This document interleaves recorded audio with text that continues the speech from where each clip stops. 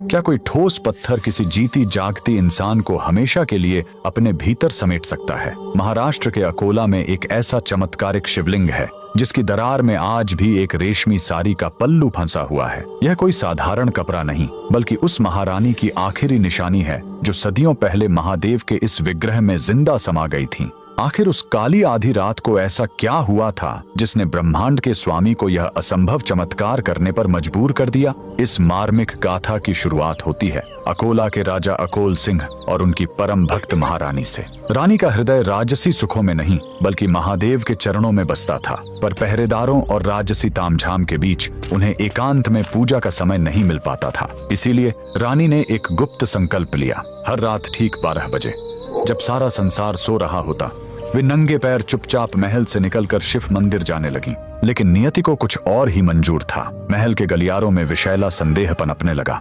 दरबारियों ने राजा के कान भर दिए। महाराज, आखिर महारानी हर आधी रात को छुपकर किससे मिलने जाती है? शक का वह बीज राजा के मन में एक भयानक राक्षस बनकर जाग उठा। एक रात हाथों में नंगी तलवार लिए राजा अपनी ही पत्नी के पीछे मौत बनकर निकल पड़े। रानी जैसे ही मंदिर के गर्भगृह में पहुंची और शिव के ध्यान में लीन हुई, तभी पीछे से राजा की पदचाप सुनाई दी। अपनी ही पत्नी पर तलवार ताने खड़े पति को देख रानी का कलेजा फट गया। एक पतिव्रता स्त्री के लिए उसके चरित्र पर किया गया शक मृत्यु से भी बड़ी सजा थी। आंसुओं से भरी आंखों के साथ रानी ने शिवलिंग की ओर देखा और कातर स्वर में पुकारा, हे नीलकंठ, हे त्रिलोकीनाथ, अगर मेरी भक्ति पवित्र है और मेरा सतीत्व निष्कलंक, तो मुझे अभी इसी वक्त अपने चरणों में शरण दे दो। इस कलंक भरी दुनिया में मैं अब एक पल भी जीवित नहीं रहना चाहती। उसी क्षण पूरे मंदिर में एक अंधा कर देने वाली दिव्य रोशनी फैल गई। देखते ही देखते वह विशाल और ठोस पत्थर का शिवलिंग गर्जना के साथ 2 हिस्सों में विभक्त हो गया। महादेव ने अपनी भक्त के लिए